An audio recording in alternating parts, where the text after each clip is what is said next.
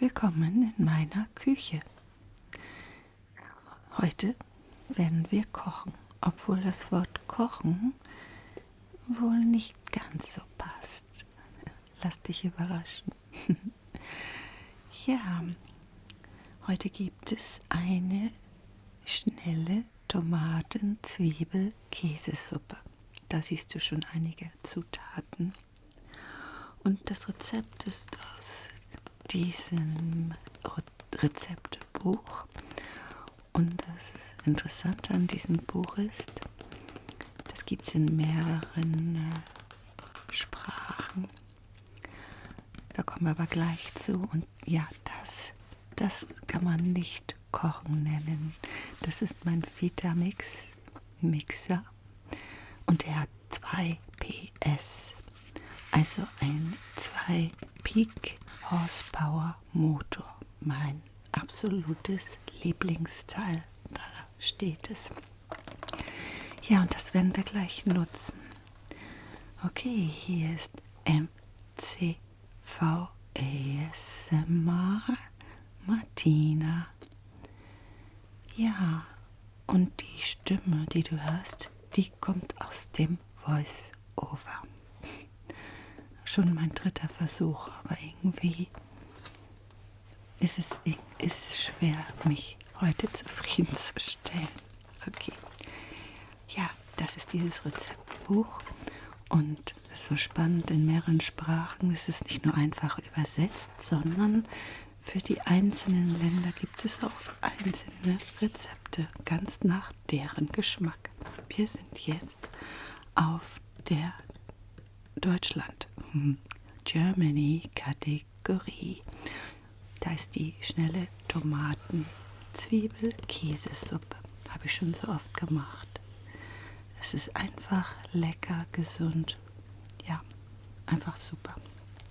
Wir brauchen eine Tomate, Zwiebeln, Gouda oder Emmentaler, Tomatenmark, Gemüsebrühe oder andere Würze und kochendes Wasser. Ach ja, und einen Mixer. Es muss nicht so ein toller Mixer sein, denke ich mal. Auch mit weniger Leistung wird es vielleicht gehen. Musst du mal schauen, was dein Mixer so kann. Vielleicht musst du die Zutaten dann etwas kleiner schneiden, als ich das machen muss. Ja, mein Vitamix, der haut alles weg bei dem Motor. Ja, das Rezept können wir jetzt weit wegschieben. Das ist ja so einfach. Das ja, kann ich jetzt auswendig. So, fangen wir an. In dieser Knistertüte haben wir schon mal Tomaten. Obwohl die Suppe für 2 Personen ist, brauche ich nur eine Tomate. Ja, spannend, oder? Es werden pro Person nachher so ungefähr 250 Milliliter Flüssigkeit werden. Nächste Knittertüte oder Knister. Zwiebeln. Da habe ich jetzt eine weiße und eine rote. Da muss ich mal schauen, welche ich nehme. Na, ich weiß ja schon, welche ich genommen habe, aber du noch nicht. Okay, weiter geht's. Käse. Das ist geraspelter Gouda. Man kann auch Emmentaler nehmen oder bei einer veganen Variante halt Hefeflocken. Oh, ich habe was vergessen, natürlich. Ich habe nicht an alles gedacht bei der Vorbereitung, obwohl das Rezept ja ziemlich einfach war. Ja, Tomatenmark. Ganz wichtig, weil die Suppe ja nicht gekocht wird. Ja, brauchen wir ein bisschen Geschmack. Das ist meine Gemüsebrühe. Schnell mal den Finger auf die Marke. mein Messbecher für das kochende Wasser, was wir noch brauchen. Erstmal sieht es so aus, dass ich alles habe. Was mir so auffällt, ist, warum müssen Bio-Lebensmittel gekennzeichnet sein? Bio ist doch das Natürlichste. Eigentlich müssten die anderen Lebensmittel gekennzeichnet werden, also gerade auch Obst und Gemüse, womit das behandelt worden ist, damit man genau weiß, was man sich da rein pfeift oder ja, irgendwie eine verkehrte Welt. So, die Tomate ist gewaschen. Jetzt kommt noch der Mixeraufsatz. Den hole ich mir mal ein bisschen rüber.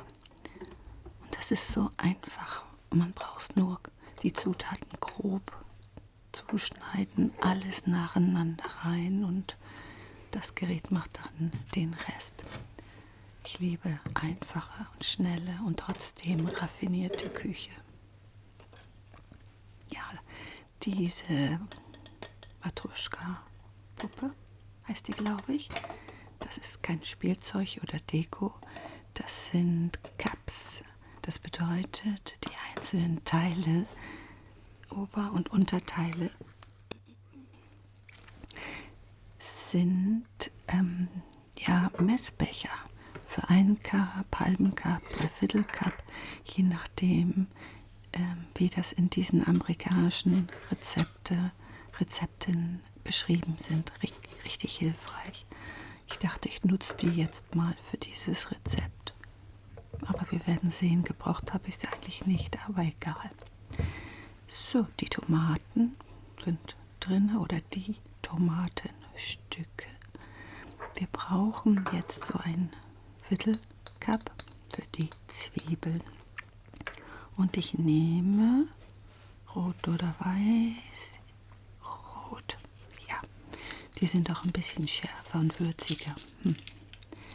Übrigens, den Strunk bei der Tomate brauche ich gar nicht abschneiden. Der Mixer, ja, der haut das einfach weg. Kein Problem für ihn. So, bei der Zwiebel, da brauche ich nur die Schale abziehen. Und normalerweise brauche ich das auch nur grob schneiden, aber ich mache es jetzt mal ein bisschen kleiner, weil ich ja unbedingt diesen Cup benutzen wollte. So ganz professionell. Normalerweise koche ich mehr so Pi mal Auge.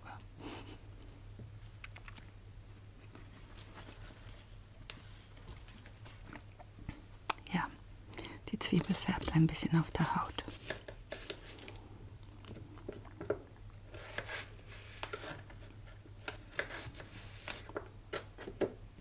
Zum Glück war die nicht so scharf, weil ich muss immer ziemlich schnell heulen, wenn ich Zwiebel schneide, aber wer nicht. So, ein Cup, vielleicht ein bisschen mehr, aber gerade Zwiebeln, da darf es immer mal ein bisschen mehr sein, finde ich. Okay, den Cup können wir gleich weiter benutzen für den geriebenen Gouda. Ja, und ich beobachte mich ja jetzt selber auch schon das dritte Mal, weil das die dritte Voice-Over-Aufnahme ist. Und jedes Mal denke ich, mein Gott, Martinchen, erstmal habe ich die Schere vergessen. Die hole ich jetzt mal. Und ja, manchmal stehe ich auf dem Schlauch. Jetzt schneide ich vorschriftsmäßig an der gestrichelten Linie das Paket auf. Dann sollte man meinen, dass man es aufbekommt. Ja, das ist nicht der Fall und das Witzige ist, ich brauche echt lange zu merken, dass das nicht geht. Ich wollte das unbedingt, ich wollte nicht nochmal zur Schere greifen, aber hilft nichts. So, Martinchen, nimm dir die Schere, genau, schneide nochmal auf. Perfekt.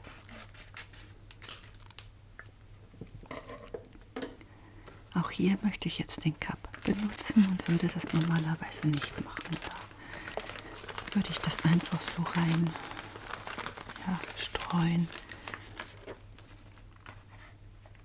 Nach Gefühl.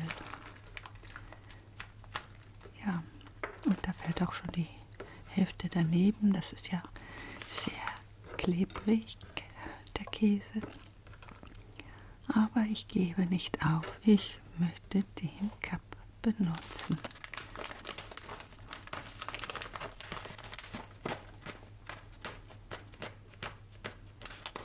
Ja, wie gesagt, man kann das auch ersetzen durch Hefeflocken. Wie viel man da nimmt, das weiß ich nicht. Das musst du dann mal ausprobieren.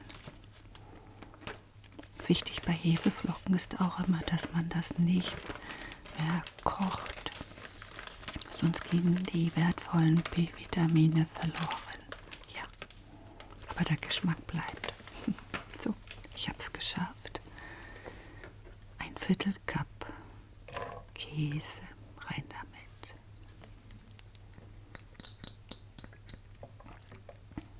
Gut.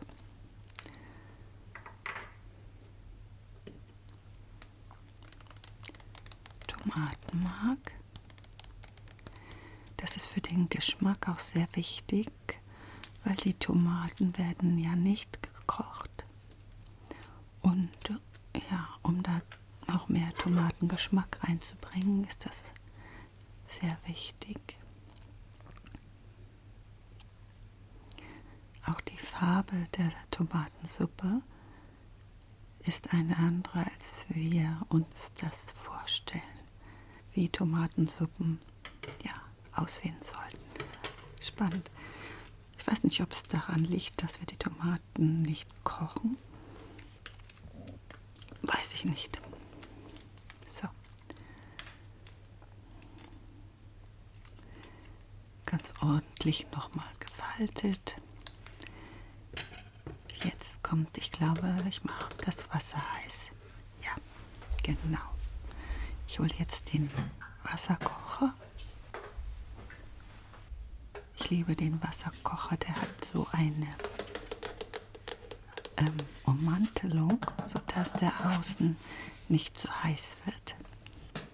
Ich bin so ein Experte und wir verbrennen mich öfter an heißen Teilen, so Backofen und Wasserkocher. Und naja, okay. Anderes Thema. Der Wasserkocher läuft. Jetzt kommt die Gemüsebrühe. Da brauchen wir 1,5 Teelöffel. Man kann auch andere Würze nehmen. Ich kann mir gut vorstellen, dass man da auch Sojasauce nehmen kann oder Tamari.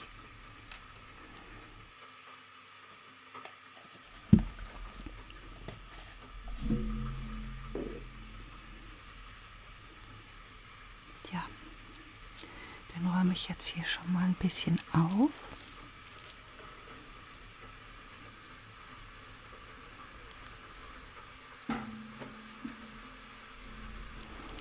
Ordnung muss sein. So ordentlich bin ich eigentlich nicht in der Küche, aber ich will mal hier nicht zu viel von mir verraten. Stecker rein. Gut.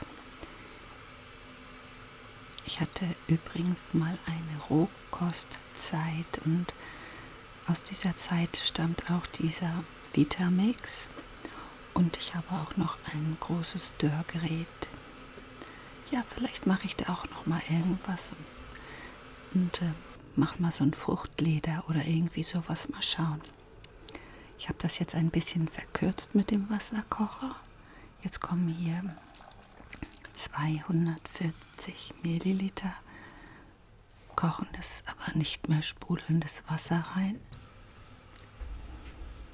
Das wird einfach zu den anderen Zutaten obendrauf gegeben. Und fertig bin ich jedenfalls mit dem Kochen. Den Rest wird dann unser Vitamix übernehmen. So.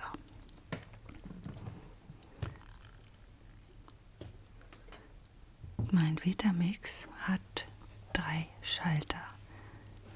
Einen Schalter links, einen Kippschalter, einen Drehschalter in der Mitte und rechts auch nochmal einen Kippschalter. Jetzt prüfe ich dass die alle aus sind, weil ich will da nicht gleich mit 2 PS starten. Also das muss man langsam angehen. Ich will den Motor ja nicht kaputt machen.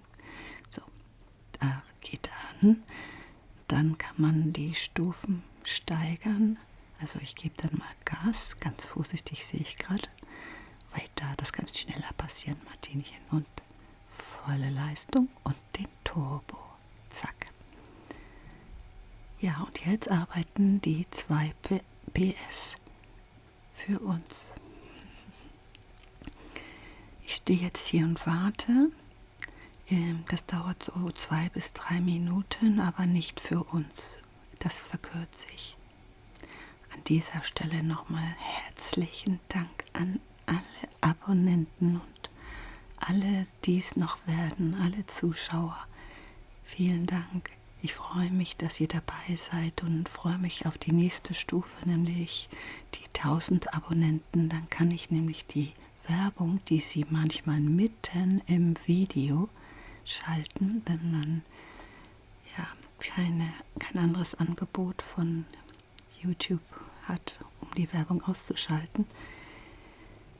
Und das ist so nervig. Und ab 1000 Abonnenten kann ich versuchen, das zu regulieren, wenn sie mich dann im Partnerprogramm aufnehmen würden. Das muss man, ja, das ist auch nicht selbstverständlich, da muss man sich bewerben. Okay, also nochmal herzlichen Dank. Ja, dann würde ich das mal ein bisschen hier verkürzen und ja, ich fasse das mal an. Heiß genug ist das ja. Das kühlt ja auch jetzt nicht ab, eher im Gegenteil. Durch dieses Tempo, was jetzt hier mein Vitamix hat, werden auch Sachen erwärmt. Der kann sogar Eis crashen, also Eiswürfel. Gut. Ja, dann mache ich das mal aus. Den Turbo aus, die Stufen runter regeln und ganz aus.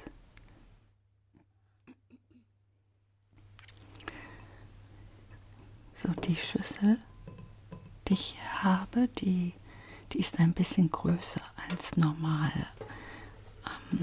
Ja, denn die Portion ist eher nicht ganz so groß und macht vielleicht auch nicht so satt. Aber wer weiß, was man da noch rein macht in die Suppe oder davor, danach oder dazu isst. Ja, egal. Ach ja, vielleicht auch noch mal interessant. Eine Portion hat jetzt 73 Kalorien, 4 Gramm Fett, 4 Gramm Eiweiß und 6 Gramm Kohlenhydrate. Ja. So, nochmal ein bisschen sauber geräumt oder weggeräumt, damit bei der Präsentation der Suppe nichts stört. Ich habe mir in der Zwischenzeit auch noch ein paar Gewürze geholt. Das muss nicht sein, aber ich mag das gerne gewürzter. Ja, so eine Geschmacksexplosion. Umami oder wie das heißt. Okay. Ja, jetzt gieße ich es ein. Was du nicht sehen kannst, ist, dass es sehr, sehr cremig ist. Du siehst jetzt, dass es noch qualmt. Siehst du das? Genau, also es hat die richtige Temperatur zum Essen. Und das ist so cremig. Zum Würzen habe ich Chiliflocken,